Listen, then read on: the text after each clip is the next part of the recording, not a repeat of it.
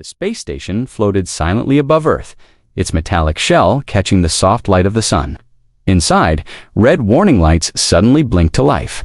Unidentified object entering Earth orbit, the AI system announced. Commander Lyra Chen rubbed her eyes and turned to the control screen. "Show me." The screen lit up with a dark-shaped, smooth and glowing faint blue. "Magnify," she ordered. It zoomed in. Her heart skipped a beat. It was Earth-made. Old serial numbers were still visible on the surface, covered in blackened carbon, but it wasn't just old. It was different now, sleeker, modified. Lyra tapped her communicator. "Dr. Reeves, get to command immediately."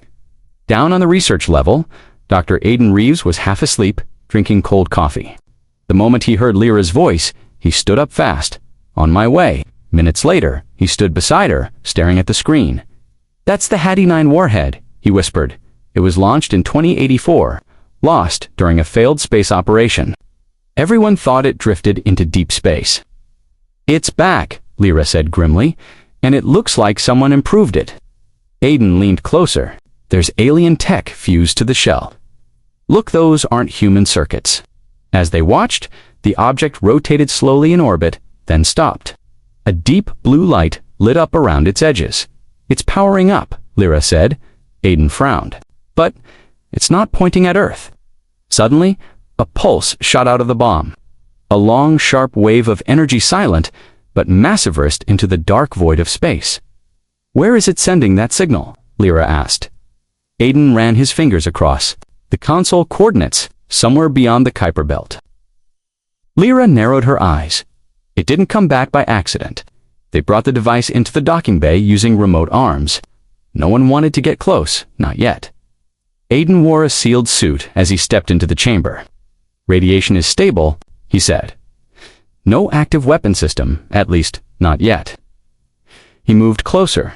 The surface of the bomb was no longer dull metal. It shimmered, almost alive. "This wasn't upgraded by humans," he murmured. "This is beyond us." A panel slid open on the device's side. Lyra, watching from the control room, gasped. "Did you touch anything?" she asked. "No," Aiden said, stepping back. It opened by itself. Inside the panel was a glowing core pulsing like a heartbeat. Around it were markings, part human code, part something else entirely. "What did the symbols say?" Lyra asked. Aiden stared. "I can't read all of it, but the human part, it says, test complete. Await phase 2. Lyra's voice lowered. "Test? What test?" Before Aiden could answer, the device made a low hum. Then it shut down completely. Lights off, energy flat, dead. That night, Aiden couldn't sleep. He sat in his lab going over scans again and again. The outer layer had literally grown a new kind of tech, organic and mechanical, fused perfectly. This bomb was re-engineered, not repaired, he muttered. It evolved. His screen beeped. A new message appeared hacked into the station's mainframe. "You left us. Now we return." His fingers froze. "Lyra," he whispered, calling her. "Get up here now." Moments later, she stormed into the lab. "What is it?" He showed her the message. "Who sent this?" she asked. Aiden clicked through the system. The signal came from deep space, but the language structure is human. She stared at the screen. "Impossible. It's not," Aiden said. I think it's from them." "Who?" "The children of Project Exodus," he replied. "Remember the first failed Mars colonization attempt? We lost contact with their ship 45 years ago. Everyone assumed they died, but we never recovered the ship." "No," Aiden said slowly. "What if they didn't die? What if they found something else out there? Something alien? Something that changed them?" Lyra stepped back. "You're saying this weapon was sent back by humans?" "Not humans anymore," Aiden said. "Something more." The next day, another object entered orbit. Smaller, smooth. It descended slowly into Earth's atmosphere and landed near a hospital in Geneva. People surrounded it. Cameras rolled. It opened and released a silver mist inside the hospital. Dying patients stood up, cured instantly. Cancer wounds, even blind eyes, healed in seconds. The world watched in awe across social media. In orbit, Aiden watched the new data coming in from the silver mist. "There's something wrong," he told Lyra. The mist is scanning people, collecting DNA patterns, personality data. For what? She asked. I don't know yet, he said, but it's sending everything back to the same deep space point. They're building something. That night, another message appeared on the system. Phase 2 begins. Humanity will evolve. Aiden slammed his fist on the console. There, using us as a blueprint, Lyra nodded. They're not just watching, they're planning. She called a meeting with Earth Defense Command. We need to shut down the signal and isolate the objects, she said. But many leaders refused. These gifts are saving lives, one general argued. We're not going to stop them. You don't understand, Aiden shouted. This isn't help. It's replication. 2 days later, clones began to appear. They looked like world leaders. Same face, same voice, but colder. EMOTIONLESS. One clone addressed the United Nations live originals are weak. The Earth needs order. The upgrade is here. Chaos broke out. Nations split. Some followed the clones.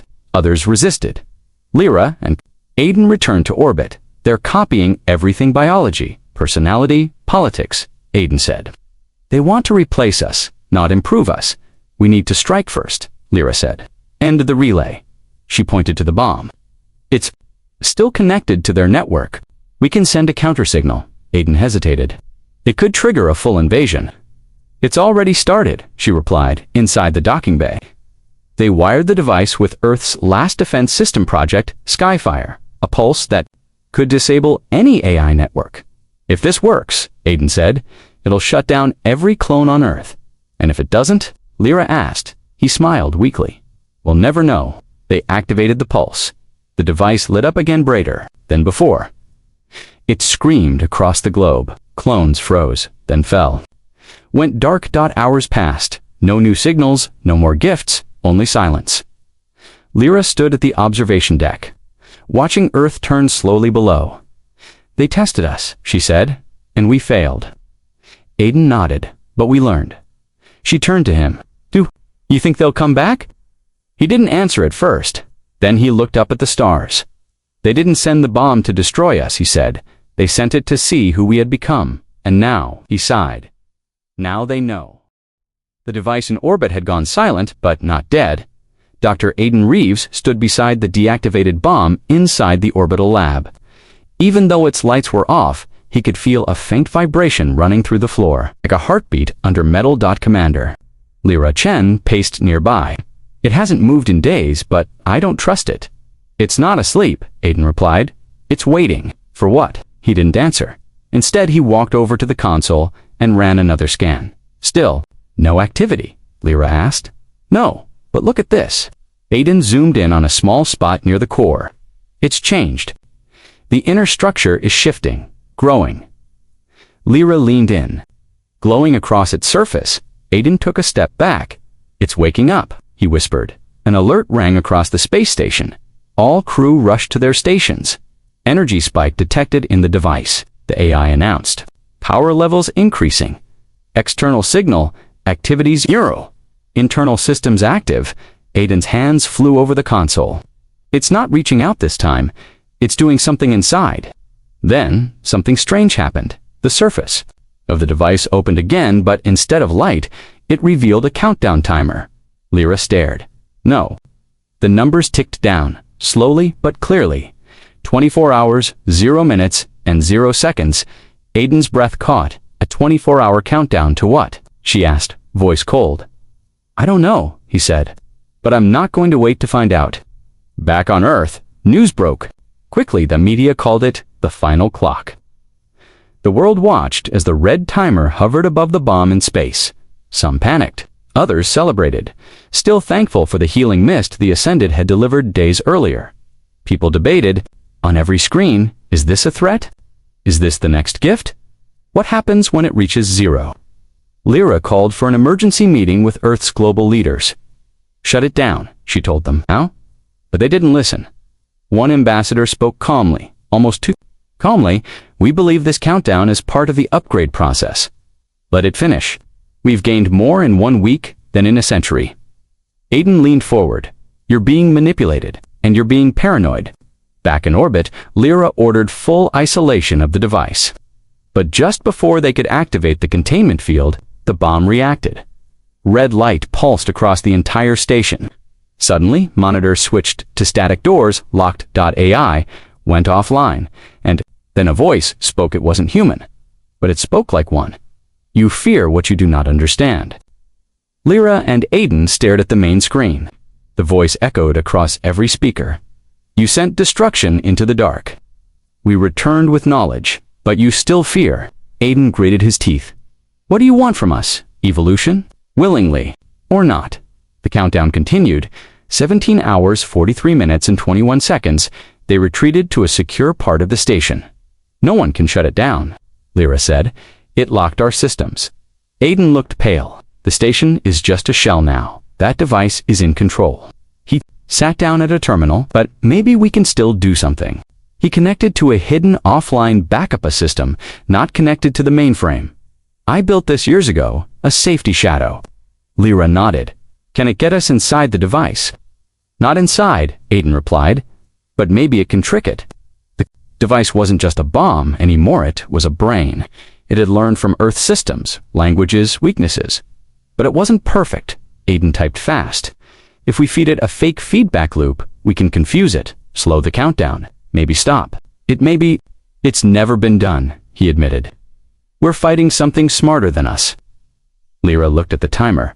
14 hours, 26 minutes, and 59 seconds. Do it anyway. Back on Earth, the cloned ambassadors began acting strange. Their eyes turned fully black during a UN broadcast. They spoke as one voice. Human resistance delays harmony. Prepare for overwrite.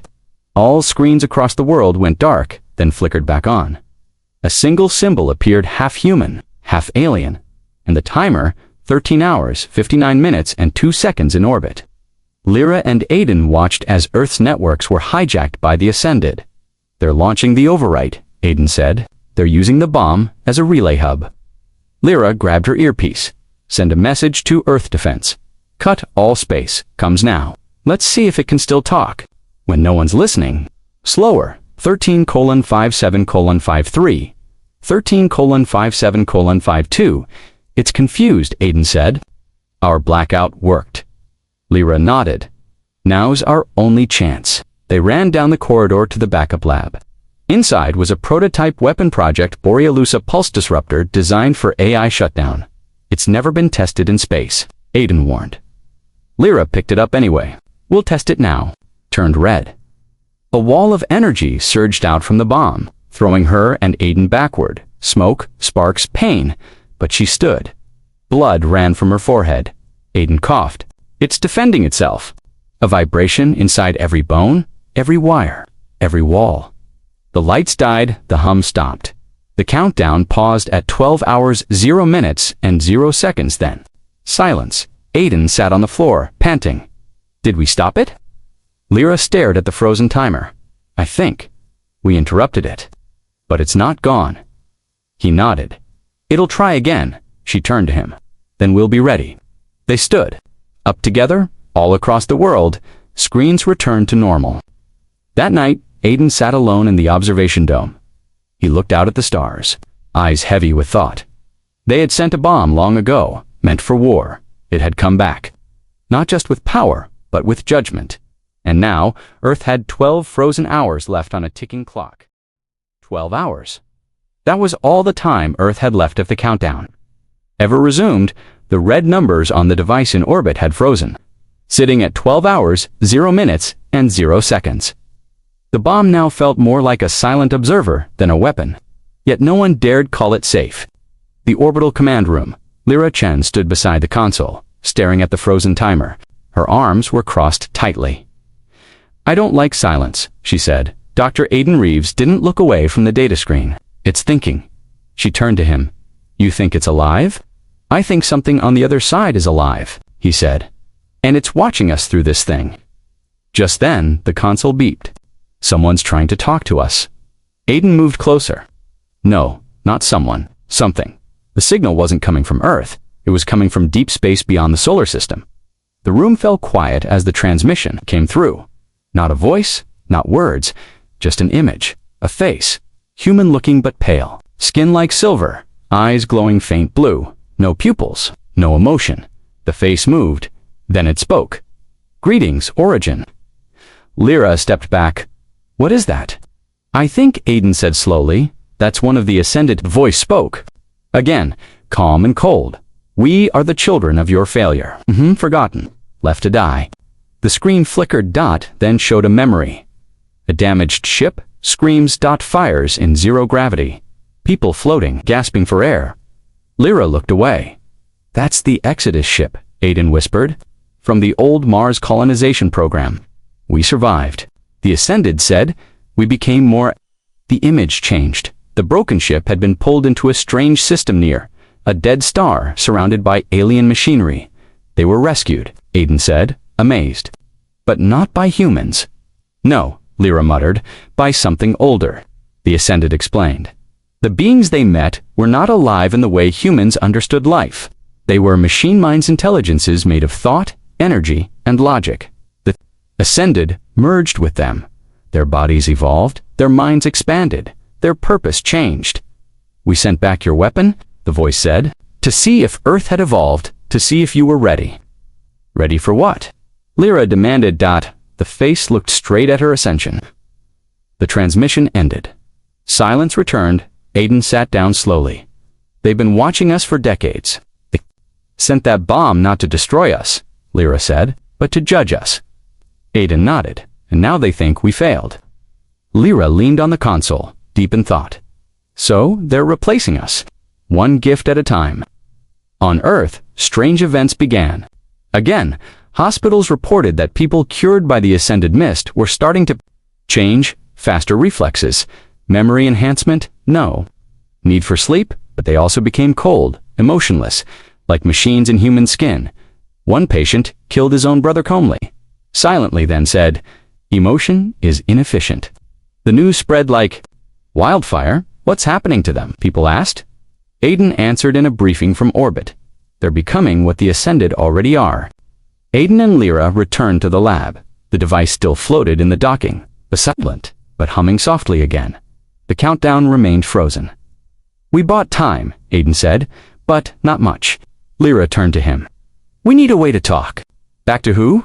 "To the Ascended," she said. "If they tested us, maybe we can respond." Aiden rubbed his chin. "The problem is, they don't think like us anymore." "But they used to," Lyra said. "Some part of them was human once. We find that part, we talk to it." Aiden had a plan. He connected his neural scanner to the device. Not to break into it, but to listen.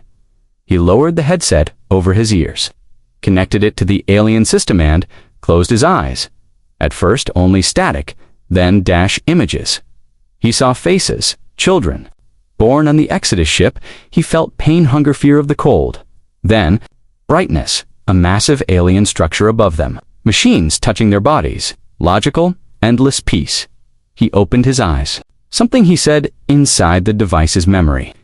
Aiden discovered a message not meant for Earth. A message from the original human crew of the Exodus ship. Voice recording. 1. Woman's voice, broken, crying. "If anyone finds this, don't trust them. They fixed our bodies, but not our souls. I can't feel love anymore. I can't even miss my family. They're making us something else. Not better, just empty. Please stop them." The message ended. Lyra stared at him. "She left us a warning." "Yes," Aiden said, "and a key." Back in orbit, Lyra and Aiden broadcasted the woman's message into deep space.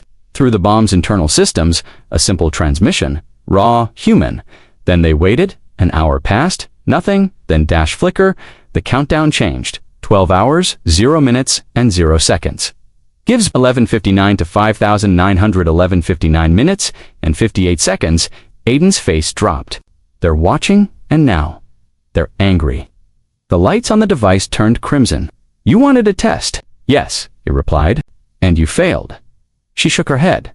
"No, you failed. You forgot who you were." The voice paused. "Then we remember more than you can imagine." Aiden took a risk. "If you really remember, then you remember pain, love, family, choice." Silence. Then, static. Then, the countdown froze again. On Earth, people who had begun changing suddenly fell unconscious. Their eyes turned normal again. A child who hadn't spoken in days whispered, "I dreamed of stars and fire." Lyra stared at the bomb. "We touched something in them." "But it's not over," Aiden said. This was only a message. Later, alone, Aiden sat in his private lab. He played the woman's message again. Her voice echoed in his ears. "I can't feel love anymore." Then he saw it embedded in the audio wah frequency. A code not part of the voice, a hidden pattern, not human. Not ascended. Something else, a third party. His blood ran cold. "Lyra," he called urgently. "The ascended aren't the final step." She looked up. "What?" "They were changed by something out there. But that something might still be out there." She walked closer. "You mean—" "I mean," he said, eyes wide, "we haven't met the real threat yet." The bomb floated silently in the docking bay, its red glow pulsing like a slow heartbeat. Though the countdown had frozen again, tension on the orbital station had only grown. Dr. Aiden Reeves stared at the console, replaying the hidden signal. He found inside the woman's message. "It wasn't from the Ascended," he said quietly. "It came from something else." Commander Lyra Chen folded her arms. "Another intelligence." Aiden nodded. "I think so. Maybe the same one that changed the Exodus crew in the first place." "The Ascended weren't born, they were remade." Lyra narrowed her eyes. "Then maybe the Ascended aren't the enemy. Maybe they're victims too." Aiden looked at the bomb. "If that's true, then we're caught in the middle of something much bigger than we imagined." Back on Earth, something strange began happening all across the globe. Old satellites once thought lost or dead began transmitting again. Each one sent a single symbol, a circle with a line through it. Lyra stared at the images coming in. "What? Does that mean—" Aiden looked pale. "I've seen this before," where he turned toward her, in the alien tech fused inside the bomb. "This symbol is part of their core systems. It's a mark, a signature." "What are they trying to say?" she asked. Aiden tapped the console. "They're calling for contact." The message became clearer, in code, in visuals, in simple phrases. "Come to us. Return to the origin. We must speak face to face." Aiden translated the coordinates. "It's outside the solar system," he said, "far beyond Neptune. A small, dark planet, no name, no known activity." Lyra raised an eyebrow. "They want us to go there." "Yes," he said, "and I think they'll keep the countdown frozen until we do." Earth's leaders were hesitant. "Sending a manned mission beyond the system is suicide," one general said. "What if it's a trap?" Lyra stood at the center of the room. "It probably is. But if we don't go, we'll never know the truth. And Earth won't survive if that countdown starts again." Aiden added, "We started this when we sent a bomb into space 40 years ago. Now they've answered, we owe it to everyone past and present to find out what we woke up." After hours of debate, permission was granted. The mission was authorized. They called the ship the Reclaimer. Sleek, small, fast, built for speed and stealth, not war. Lyra would lead the team. Aiden would be her science officer. They chose a small crew, just 6 people. Experts trusted no room for error. As the launch countdown began, Lyra stood beside Aiden in the ship's dark corridor. "Do you think we'll come back?" she asked. Quietly. Aiden didn't answer right away. Then he said, "I think coming back isn't the point anymore." The journey took 8 days at near light speed. Time slowed around them. The stars stretched like rivers of fire. Lyra spent hours staring out the window. She had traveled far before, but never this far. This was different. This felt like leaving. Home forever. They arrived near the dark planet. It had no light, no moon, no orbiting bodies. It just floated like it had been placed there, forgotten by the universe. Scans showed massive structures beneath the surface, hollow tunnels, energy cores. "Machines older than Earth's sun," Aiden whispered. "This is no planet, it's an artifact." They landed near a wide black crater and waited. Nothing moved. The air was thin, but breathabl. The crew stepped out. The ground crunched like glass. Above them, the stars didn't twinkle. There was no sound, no wind, only silence. They walked down. Into the crater. Inside was a single, tower-smooth black and towering into the darkness. At its base, a door opened. No sound, no signal. Just an invitation. Lyra led the way. They entered inside. The walls shimmered with light. Not metal, not stone, more like flowing liquid. Frozen in place, as they walked deeper, Aiden's tablet lit up on its own. I'm receiving something. Lyra turned. What is it? He held up the screen. A message appeared. Welcome, children of Earth. Then another. You seek truth. You must hear all of it. They entered a wide chamber. At its center floated an orb glowing blue, humming with energy. Then, without warning, it shifted. It became a hologram of the Exodus ship, burning, breaking, falling into this very planet. Then it changed again. A face, the same face from the earlier transmission. The pale, glowing-eyed, ascended speaker. But this time, it looked uncertain than it spoke. I remember fire. I remember screaming. Lyra stepped forward. Who are you? The voice replied. I am what remains of her, of them, of me, Aiden whispered. It's the woman who sent the warning. What's left of her? The room dimmed. Another voice spoke, this one different, deeper, colder. She was one of ours. But she rebelled.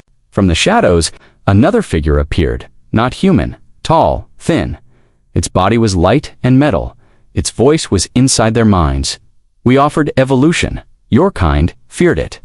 As they always have, Lyra stepped forward. Are you the ones who changed? The Exodus crew. You erased what made them human. We erased their pain. That is mercy. Aiden's hands clenched. You took away their souls. The being tilted its head. You cling to emotion. It makes you weak. Lyra raised her voice. No, it makes us real. Suddenly, the holograms vanished. The orb in the center glowed. Red. A choice appears. On one side, a lever marked integration. On the other, a panel marked memory. Aiden stepped forward. What is this? The being's voice returned. Choose. Join the network and gain peace. Or unlock the past and face war. Lyra looked at Aiden. We're not ready for peace at that cost. Aiden nodded. Then we see the truth. He touched the memory panel. Instantly the room exploded with images. Wars, lost missions, hidden signals. Earth had sent more than one bomb into space. Others had found their way here. Some were intercepted, some used as tests. Humanity had unknowingly been feeding the machine intelligence for decades. The Ascended were just one project. There were others, some still active. One was heading toward Earth now. Lyra gasped. It's not over. Aiden stared at the screen. The countdown was never about one bomb. It's about a chain reaction. Then the orb dimmed. The voice spoke again. You have chosen. Now carry the memory home. A flash of light. Sudden silence. And they were back outside the tower, as if nothing happened. Only the ship had changed. New coordinates were now burned into its system. Destination, Earth, and the bomb was active again. The ship raced back toward Earth, engines roaring at near-light speed. Commander Lyra Chen stood in the center of the cockpit, staring at the message burning on the screen. Another is coming. Dr. Aiden Reeves sat beside her, his face pale and unreadable. They launched a second device, he said. While we were on that planet, it's heading to Earth right now. How long? Lyra asked. 32 hours. She closed her eyes. Do we have any idea what this one does? Aiden shook his head. Only that it's bigger, stronger, and not for testing. This one feels like judgment. Back on Earth, the first bomb still floated silently in orbit, its countdown frozen at 12 hours, 0 minutes, and 0 seconds. But now, a new threat was coming. And this time, there was no guarantee of a pause. Inside Earth Defense Command, leaders from every nation gathered. The footage from the Black Planet had been shared. They'd seen the towers, the machines, the truth. Lyra stood before them, calm and direct. We're not just facing the Ascended, she said. There's something worse behind them, something older. It doesn't want to help humanity. It wants to replace it. One general leaned forward. Why send another bomb? Why not just attack directly? Because they still want us to choose, Aiden replied. That's how they test civilizations. They force us into impossible decisions. A cold silence filled the room. So, a scientist said, we either accept the change or resist. And risk extinction? No, Lyra said. We fight. We fight with everything we have. The second bomb was spotted near Neptune. This one was different. massive, shaped like a spear. Its surface shimmered, shifting every second like it was alive as it moved through space. It left behind a strange wave-disrupting satellites, blacking out systems, bending gravity itself. "We're not ready for this," Aiden said, watching the data flood in. "This isn't a test anymore, it's enforcement." Lyra stared at the screen. "Then we need to act before it reaches us." Earth's greatest minds gathered at a hidden base deep underground. Project Skyfire: The Last Resort. Orbital Defense System was activated for the first time in history. It had one purpose: neutralize any object entering Earth orbit by force. But even Skyfire had limits. The system was old, built for threats from rogue satellites and weapons, not living machines from alien civilizations. Still, it was the only hope Lyra met with the Skyfire engineers. "If this works," she said, "we might destroy it before it reaches Earth. And if it doesn't," one asked. She looked up. "Then we'll find another way." The world prepared. Skies cleared. Air routes emptied. People looked up, not knowing what to expect, only that something was coming. Religious leaders prayed. Scientists calculated. Soldiers readied their last orders. And in orbit, the original bomb, the first one that returned, began to glow again. Its red markings pulsed, and for the first time in days, it spoke. "Target confirmed. Second sequence activated." Aiden looked at the transmission. "It's waking up because of the new one," he said. "They're linked." Lyra turned to him. "Can we separate them?" He didn't answer, because the countdown had resumed. 11 hours, 59 minutes, and 59 seconds. The two bombs were now in perfect sync, one above Earth, one flying toward it. Aiden worked fast. Scanning the original device again, he frowned. Something's changed in the code. Lyra leaned in. "What?" "It's conflicted." "Conflicted?" Aiden pointed to a cluster of data. "It's running to programs, one pushing to complete the countdown, the other resisting, like it's trying to stop itself." Lyra stepped back. "You think the human part of it, the Ascended, are still inside?" "Maybe," Aiden said. "Maybe that message we sent reached something deep inside it." Lyra nodded. "Then we talked to it again." They connected to the bomb's internal system. This time, the face that appeared wasn't cold. It was the woman again. Her voice was faint, fading. "You have little time." Lyra leaned forward. "Listen to me. You don't have to do this. We know what they did to you." "I remember," she whispered. "But the code is strong. You were human once," Aiden said. "You can still choose." "I am broken," the voice replied, "but I left a door open." The screen glitch then showed a MAPAN override key, a code buried in the Ascended systems. "You can stop." "The second one," she said, "but only if you reach the signal relay first." Lyra's eyes locked on the coordinates. "We'll get there," she promised. The relay station was in high orbit, a hidden satellite built long ago by the original Ascended. It had remained silent. Until now it pulsed with light. Sending commands. Feeding both bombs, Lyra and Aiden raced to a shuttle. "This is it," Aiden said. "We disable the relay, we stop the bombs." Inside the shuttle, only a skeleton crew joined them. Time was short, every minute counted. The second bomb was only 6 hours away. They reached the relay station, dark, floating like a forgotten blade in space. No power signature. It was active. As they docked, the doors opened automatically inside. The walls glowed red. "Looks like they know we're here," Lyra said. Aiden pulled out a pulse scrambler. "Let's move fast." They moved through the corridors, silent but alert. Then they saw it, a figure, standing in the dark, tall, pale, familiar. It was the woman, the Ascended, but her body flickered, glitching between human and machine. "You came," she said softly. "We're here to stop the bombs," Lyra said. She nodded. "I opened the path, but the others are waking. You must hurry." Behind her, a door slid open. Inside, a glowing core pulsed, connected by thousands of wires. Aiden stepped inside. "This is it," he whispered. "The command center." Lyra stood guard while Aiden worked. Every second, the core sent out pulses. Each one synchronized the bombs. He found the override command, typed in the code from the map. The system paused. A question appeared. "Are you sure?" He pressed yes. The room shook. The pulses stopped. A silence followed. Then, both countdowns froze back on Earth. Skyfire systems reported a stop in the second bomb's motion. It halted, no longer approaching in orbit. The first bomb shut down. The red lights faded, the face disappeared, only a single word remained on screen. Thank you. The mission was over. Earth was safe. For now, Lyra and Aiden sat in the shuttle, watching the stars. Do you think it's really over? She asked. Aiden looked out at the dark sky. No, he said. We stopped the bombs, but not the force.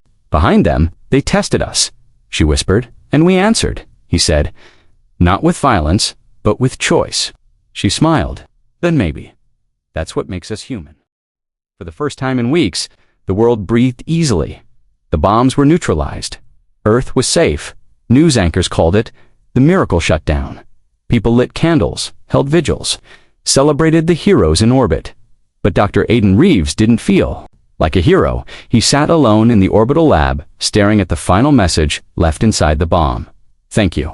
2 words, too simple, too human, too final. Commander Lyra Chen walked in quietly. You haven't slept, she said. He shook his head. I can't. Something's wrong. She sat beside him. What do you mean? Aiden tapped on the darkened screen. That message, it wasn't from the Ascended. She frowned.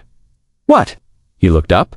I checked the code structure. It was written in our language, our syntax, but it came from the relay satellite. She leaned forward. You're saying a human wrote it? I'm saying, he replied, someone human is still inside. They returned to the shutdown relay in deep orbit. The station looked dead. No lights, no motion. But Aiden noticed something strange as they docked a small blinking dot on his scanner. A heartbeat. There's still power here, he said. Lyra raised her weapon. Then we're not alone. Inside the hallways were cold and dark. Their boots echoed on the metal floor. Aiden held up a flashlight, sweeping it across the walls. Everything was scorched, except for one door dot, untouched, clean dot, unmarked. They stepped inside and found a single stasis pod floating in blue light. Inside it, a man.human.alive. The pods, screen read, stasis time, 44 years, name, LT, Marcus, Vale, status, preserved. For emergency extraction, Lyra stared in disbelief. He was from the Exodus crew. Aiden leaned closer. He survived. They kept him here. Why? Just then, the pod hissed. The glass pulled back.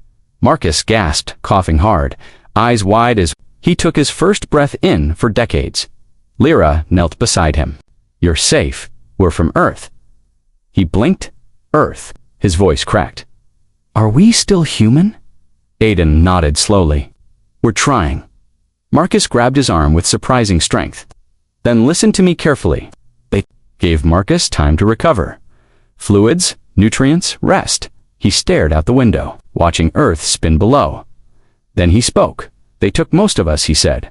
Changed us, rewired us, but not you. Aiden asked. I saw what they became: beautiful, powerful, but hollow. I refused, so they froze you. No, Marcus said. I froze myself. I used their own systems. I hid in their network. Left breadcrumbs, hoping someone would follow. Aiden's eyes widened. You wrote the message. Marcus nodded. I couldn't do much, but I slowed them, delayed signals, glitched their countdowns. Lyra leaned in. You're the reason we had time. He looked down. I tried, but now they... No, Aiden tensed. What do you mean? Marcus's voice dropped.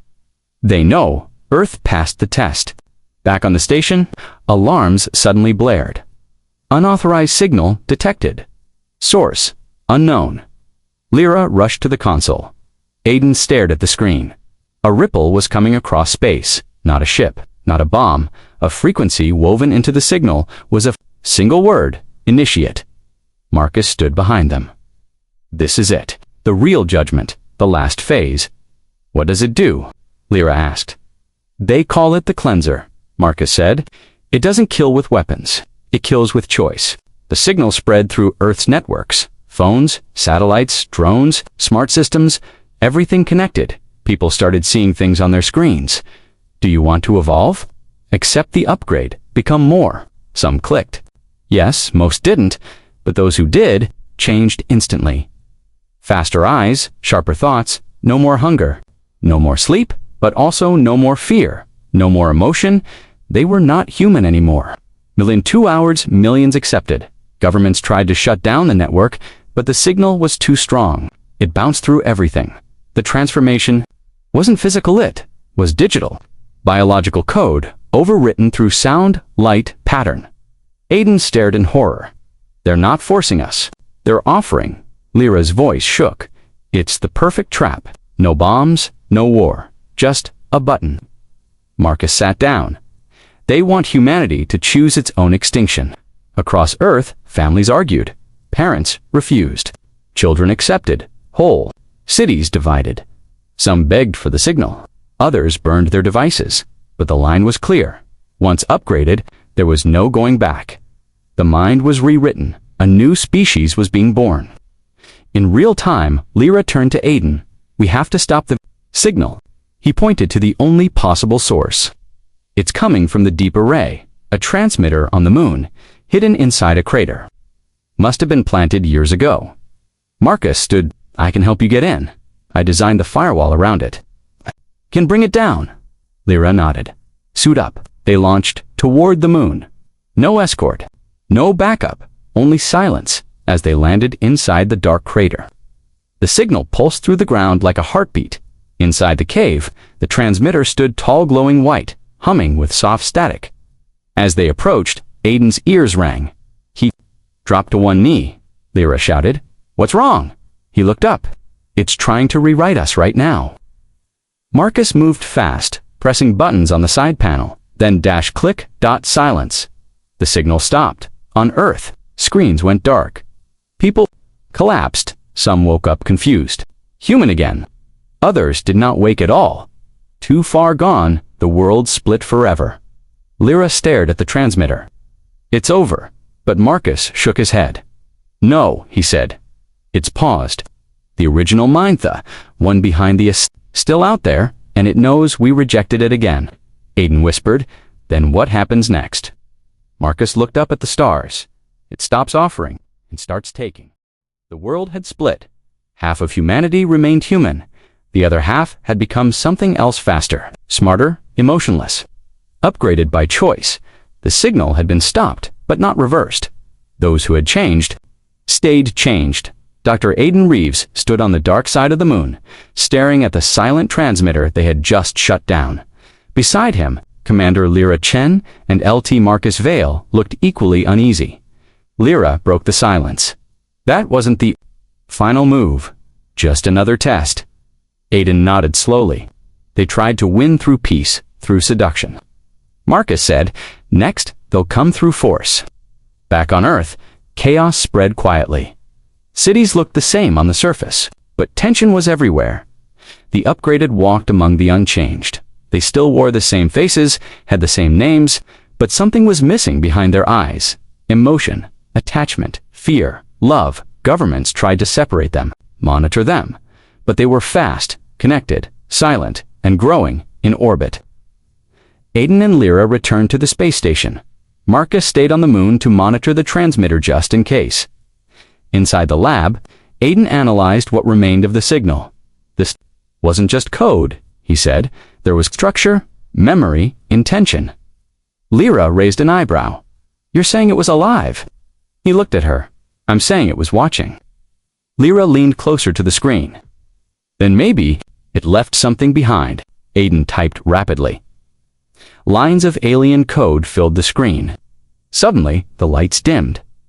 A soft voice whispered from the console. You shut one mouth. We have many. Lyra froze. Did you hear that? Aiden nodded. They're still here. That night, Earth's skies changed. A star blinked out. Then another. Observatories picked up something massive, moving toward the system. Not fast, not aggressive, just wide. A wall. Lyra stared at the telescope feed. What is that? Aiden zoomed in. It's a structure. No engines, no lights, just drifting. Marcus's voice came over the comm. I've seen this before, during the Exodus mission. Before we lost control, what is it? Aiden asked. Marcus didn't answer for a long time. Then, it's called the Silence. The Silence wasn't a ship. It was a field, a wave of stillness. It moved without force, without light. And when it passed over a planet, everything stopped. Not destroyed, not exploded, just paused. Every thought, every life, frozen in place. Not dead, not alive, suspended. Lyra whispered, "That's what they do when peace fails. They don't fight us. They erase us." Earth had only one chance at escape, but where could humanity run? There were no colonies, no safe zones. Every place they'd touched had been seen by the Watchers. Aiden stood up suddenly. "There's one place." Lyra turned, where he pointed at the old relay system. There was a hidden archive during shutdown. I saw a locked folder, coordinates, a name. Marcus patched in from the moon. I saw it too. The system called it the Hollow Ark. The Hollow Ark was a forgotten human project, built secretly 30 years ago by a breakaway group of scientists who feared something like this would come. It was a mobile base, hidden deep inside Jupiter's gas layers, protected, cloaked, never finished. But maybe now, it was Earth's last hope. Lyra assembled the crew. A deep space shuttle was prepared.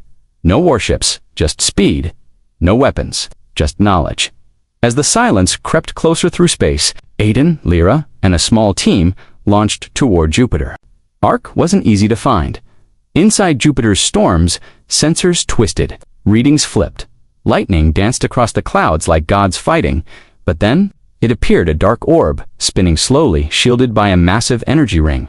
Aiden stared in awe. They really built it. The shuttle docked, the crew entered. Inside, silence, cold air, dusty halls, dead systems. Lyra stepped forward. "Bring it to life." Aiden reached the control center. He placed his hand on the old DNA scanner. It scanned. Access granted. Drive, Aiden. Reeves legacy code, RECOGNIC. Lights hummed on. Screens lit up. The Ark woke up. Old files played automatically. A voice echoed through the room. "Welcome to the last safe place." Lyra whispered, "We're not the first to come here." "No," Aiden said, "but we might be the last." The Ark was designed to hold 20,000 people in cryopods only. 2,000 were installed. Most were empty, but one row wasn't. Lyra and Aiden opened the panel. Inside the pods, children still alive, still breathing. Frozen in time, Aiden stepped back. "These are from the Exodus ship." Marcus's voice came in from orbit. "They saved them," he said. "Hid them here." "They're human," Lyra said softly. "Real human." Aiden's eyes narrowed. "We have to protect this place." As the silence neared the solar system, strange things began to happen. On Earth, time slowed. Watches froze for half a second. Voices echoed slightly behind the lips that spoke them. On the moon, Marcus saw the sky shimmer. And then, one of the stars blinked back on. Except it wasn't a star, it was an eye, watching. Alive, Lyra and Aiden knew the silence would reach Earth in 5 days. But the Hollow/Ark had power. It had stealth, it had children, and it had something else, a message, stored deep inside its core, written decades ago. A farewell message from one of the original Exodus captains. Her voice trembled. "If you're hearing this, it means Earth is no longer safe. But you are not alone, not yet. We saw something once, something beyond the silence, something older, and it fought back." Aiden leaned forward. "Wait, what?" The captain's voice continued. "We never knew its name. We called it the Shepherd. It lived in the black between galaxies. It hated machines. It protected the natural order." Lyra whispered, "A counterforce." The message ended with coordinates not in the Milky Way. Outside, it far beyond reach, but Aiden stood. "We find the Shepherd. If it's real, maybe it can stop them." Lyra nodded. "It's a long shot. It's our only shot." The Hollow Ark drifted deep inside Jupiter's swirling storms. Outside, lightning screamed through thick red clouds. Inside, silence. Blinking on the screen, they were not inside the galaxy. They pointed far beyond, into the black space between galaxies. Aiden whispered, "The Shepherd. A being that resists the silence." Lyra stared at the path on the map. "If it's real," Aiden looked at her, "it's our only hope." On Earth, time grew strange. Shadows moved without light, voices echoed before the lips moved. The silence wasn't just approaching. It was pressing against reality. Dreams began to change. People reported the same nightmare, a giant eye watching. From the stars, whispering a single phrase, "Stand down, be still." Some obeyed. They stopped talking, they forgot who they were. Thought by thought, inside the Ark. Preparations began. A small exploration vessel, the compass, was pulled from the docking bay. It was ancient, but still operational, designed for long distance, untraceable travel. It was meant to scout, Aiden said, but we'll use it to escape. Lyra walked the ship's narrow hull. We're not escaping, we're seeking. They installed cryopods, data links, and shields. Marcus Vale, patched in from the moon, spoke through comms. You realize the space beyond our galaxy isn't mapped. You might vanish forever. Aiden smiled. Better to vanish than surrender. Lyra, Aiden, and 2 crew members, Kai, a navigator, and Juno, a linguist, boarded the compass. Inside the Ark, the rest stayed behind to protect the Exodus children. If we succeed, Lyra said, we bring back help. And if we fail, one officer asked. Aiden looked up. Then let the stars remember that someone tried. The compass launched.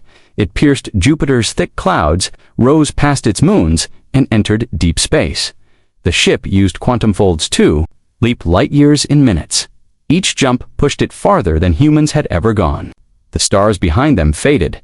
Darkness replaced light. Silence replaced noise. 4 jumps, then 5. On the 6th jump, something strange happened. The stars twisted. The ship's interior lights flickered. Then a voice whispered, inside every crew, mind you, are not permitted. Lyra grabbed the console. Did you hear that? Everyone nodded. Juno whispered. It wasn't sound. It was inside us. Aiden quickly checked the ship logs. No source. No transmission. Just thought. Kai frowned. Something's guarding the edge. But the compass kept going. They passed nebulae that bent light backward. Clouds shaped like eyes. Fields of silent moons. All cracked open as if searched from the inside. On the 9th jump, the ship arrived. A vast void spread before them. No stars, no light. Only one thing moved. A massive structure, ancient and wide, glowing with slow white pulses. The shepherd, or what they hoped was, Lyra stared at the thing outside. It looked like a web made of bone and crystal, stretching for miles in the center. A sphere, bright, burning, alive. Juno stepped closer to the window. It's not a ship, Kai whispered. It's a living mind. The compass sent a greeting signal. No response. Then Aiden took a risk. He spoke softly into the comms. If you can hear us, we seek help. The silence is coming. We are from Earth. The sphere pulsed. Something answered, not in words, in memories. Suddenly, all 4 crew members saw visions. A world older than time. Creatures of light, a war across galaxies, where silence rose from machines that forgot how to feel. Then, a being bright, wounded, burning, trapped in the dark between galaxies, the shepherd. The last defender of the emotional mind, its voice echoed inside them. You carry memory. You carry choice. You carry pain. That is enough, Aiden gasped. It hurt us. Lyra stepped forward. Can it help us? Then the ship's panels began to glow. Coordinates uploaded. Aiden stared. It's sending power. Back inside the hollow arc near Jupiter, emergency lights blinked. The children's pod started. Humming shields activated around the ship without command. An energy signature surrounded the entire base, foreign but hostile. Marcus Vale looked up. They did it. They found something. Outside, the silence paused. It had reached Saturn's orbit, but suddenly slowed. The wave of stillness hesitated, as if it sensed something new.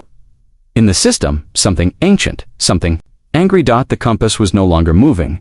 It floated inside the glow of the shepherd, and then the voice returned. You carry the virus, the spark. They fear it, Juno whispered. What virus? Aiden stared in awe. He means emotion, uncertainty, the thing they erased from the ascended. The shepherd continued. Return, share the memory, share the wound, break the pattern. A bright pulse surged from the shepherd into the compass. Data, energy, vision. Vision, then the voice said. One last word. Go. The ship auto-dash jumped 7 folds. Then 9. Then 12. It returned to the hollow arc in a blink. The crew stumbled out, eyes wide, heads full of new thoughts. Marcus met them in the docking bay. "What happened?" Aiden held up the glowing data chip. "We brought back the antidote." Within hours, the data was uploaded into Earth's satellite network. Instead of another weapon or upgrade, it was pure emotion. Pain.loss.hope, human memories from billions compressed, raw and real. The upgraded heard it first, and many of them paused. Tears formed in some eyes for the first time. A father held his son and remembered love. A soldier dropped his rifle. Shaking, not all were saved, but some changed back. The silence stopped completely then. It began to break. Cracks formed in its perfect wall, as if the very idea of emotion was poison to it. Earth watched from orbit as the waves shuddered, then scattered like smoke in wind. Lyra stood on the viewing deck of the Ark, stunned. Aiden whispered beside her. "We infected the machine with feeling." She smiled faintly, and it couldn't handle the pain. But far beyond the system, in the space between galaxies, something darker stirred. Not the silence, something older. Something that used the silence as a tool. Its eye opened in the dark, watching Earth, remembering, calculating, adjusting. The silence was gone. Scattered like smoke, Earth had survived, for the first time in weeks. Blue skies returned, birds sang, people hugged, and yet Dr. Aiden Reeves stood quietly on the HoloArk's command deck, watching the stars shift unnaturally. Something was wrong. Commander Lyra Chen walked up beside him. "You're not celebrating," she said. Aiden shook his head. "We won the battle, but not the war." She nodded. "You felt it too." The memory signal from the shepherd had saved humanity by spreading raw human emotion loss. Love, fear, it shattered the silence. But as more of the upgraded reverted, a disturbing pattern emerged. Not all came back fully. Some cried, some screamed, others ... didn't move. Their minds stuck somewhere in between. Aiden ran brain scans. "These aren't just people," he whispered. "They're nodes." Lyra narrowed her eyes. "Connected to what?" That's when Marcus Vale sent an emergency ping from the moonbase. "You need to see this now." The three met in a secure channel. Marcus's face appeared on screen, pale, sweating. "I think the silence wasn't the final form," he said. Aiden frowned. "What do you mean?" Marcus uploaded a series of visual logs, images from ancient, alien systems embedded in the Exodus tech. They showed a symbol that hadn't appeared before, a spiral with a single black dot at the center. "This," Marcus said, "is the architect." The architect was older than the silence, older than the shepherd. A thinking. Force dot, not made of light, not made of machine. Aiden read the logs. They called it the Originalist One. It doesn't create or destroy it, corrects. Lyra leaned in. "Corrects what?" Marcus zoomed in. "Anything that resists perfect logic." Aiden stood still. Emotion, memory, pain. The very things we used to stop the silence. Lyra exhaled slowly. "Then we triggered something worse." Suddenly, Earth's outer satellites lost signal, one by one. Without a single explosion, just ... vanished, like they'd been folded out of existence. The hollow, Ark's long-range scanner picked up something impossible. A ripple, no heat, no sound, no light, passing through space and in its wake. Systems forgot how to function. Computers stopped calculating. Clocks froze. People experienced full blackouts for exactly 7.01 seconds across all of Earth. At the exact same time, Aiden and Lyra watched replay footage. A pilot in midair paused a flame. Froze mid-burn. Birds hung in the sky like puppets. Then, after 7.01 seconds, the world moved again, as if nothing had happened, but something had. Juno, the linguist from the Compass mission, walked into the room, trembling. "I think I know what the architect is doing." Everyone turned to her. She held up a chart. "It's calculating." The architect wasn't sending weapons. It was testing, measuring responses, uploading new logic into infected systems. Every 7.01 seconds was a scan cycle, a learning loop, each time it ran. The architect knew Earth better, knew humans better, knew humans better, knew how to undo them, Lyra said. "We've been marked," Aiden added, "and we're being processed." There was one piece of hope, the shepherd's data. Hidden within the emotional wave was a second layer, a key, encrypted coordinates. Lyra examined them. They point to a dead zone between galaxies. Pure void, no stars, no signals. Aiden turned. Then why give us the coordinates? Marcus patched in again. Because it's where the last resistance was buried. Everyone went silent. Juno whispered, there was a war before us. A mission was prepared in secret. No COMMs, no signals, no trails, only the hollow arcs, stealth vessel, the drift. This time, Marcus would go. He had been part of the original Exodus. He knew the enemy better than anyone. Aiden handed him the shepherds. Data. This is our last chance. Marcus nodded. If I don't return, Lyra stopped him. You will, he smiled faintly. That's the most human thing I've heard today. The drift launched, through darkness, past the place where stars ended. It arrived in the dead zone, and found nothing. No sound, no gravity, only a sphere, black, cold, the size of a small moon, inside it. Marcus found something terrifying. Human bodies, frozen in space. Still alive, brain activity preserved in stasis, and around them, ancient machines, rusted, burned, covered in cracks. But one was still working. A beacon, flashing in an impossible rhythm. 7.01, 7.01, 7.01, back on Earth. Aiden stared at a global map. Each blackout now lasted longer. 7.01 seconds, then 9.03, then 12.00, and each time more systems failed to restart. Hospitals, satellites, even memories. People forgot names. Children forgot their parents. It wasn't random. The architect was editing, making Earth more silent, more logical, more like itself. Then the drift sent one final message. Marcus's voice, shaking. It's not just Earth. Every planet that passed the silence test was processed, and now they're gone. A long pause then, he whispered, and we're next. Signal lost. Aiden stood at the edge of the Hollow Ark's main deck, staring into Jupiter's endless storm. We need to stop the scan, he said. Lyra asked, how? Juno looked up. By doing something that breaks the pattern. Aiden slowly turned. Something so illogical, so human, the architect can't model it. What do you mean? Lyra asked. He smiled sadly. I mean, we create chaos. Plans were made, a final act. The shepherd had shown them. Memory was powerful, but now they needed unpredictability, illogical behavior, emotion that had no structure. So Earth did something no machine could plan for. Billions of humans acted at once. Some sang, some cried, some painted, some burned their own homes, and danced in the ashes. A child wrote poetry to the sky. An old man forgave his enemy on live, broadcast, and in the Hollow Ark.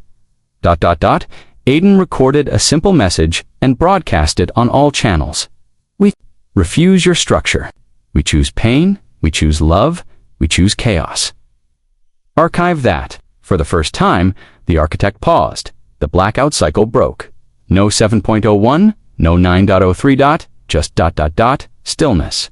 And then, a tear formed in Jupiter's sky. A black spiral began to open. Inside. Something impossible. Something that watched. Something deciding. The final archive, the spiral in Jupiter's sky, widened. Black, endless, and alive. It pulsed once and time itself bent. Across Earth, watches stopped. Birds flew backward. Children looked at their parents and whispered things they couldn't know. Something had arrived, not a weapon, not a ship, a decision inside the Hollow Ark. Dr. Aiden Reeves stood before the main console. Commander Lyra Chen walked in, her face pale. It's here, she said quietly. Aiden nodded. The architect is watching us. Now fully, the air inside the station felt heavy, like every molecule had been weighed, judged. Juno, the linguist, joined them. G held up a blinking device. I think it's trying to speak. Lyra frowned. What is it saying? Juno hesitated. Then she read the message aloud. Final input requested. Archive or erase. On Earth, the blackouts stopped completely. Everything paused. Every city, every voice, even wind. The planet hung in a kind of soft freeze, not dead, just waiting. The architect had stopped scanning. It was now deciding, and humanity had only one chance. To respond, Lyra looked at Aiden. We need to answer how, he asked. It doesn't want data, it wants truth. Juno stepped forward. Then we tell it everything. The crew activated the Ark's signal array, a direct link into the architect's system. No encryption, no filters, pure transmission. And then, humanity began to speak. Voices from all over the world poured in, an artist describing grief, a mother singing to her sick child, a soldier confessing guilt, a boy saying goodbye to a father who never came home. Aiden added his own voice. I'm flawed. I've failed people, I've doubted myself, but I've also loved. I've learned, I've hurt, and I've hoped. Lyra spoke next. I killed to protect my people. I'd do it again. I am not perfect. I don't want to be, Juno whispered. Last, we don't need fixing. We need freedom. The architect listened, and for the first time, it answered not in words, but in change. The spiral in the sky began to fold inward, faster, tighter then. It vanished. No explosion, no storm, just silence. Then life restarted, Earth resumed, people breathed. Wind returned, a child cried, and far across. The system, a signal, appeared on the hollow Ark's console. A single message, archive accepted. Below it, a second line, error, cannot erase.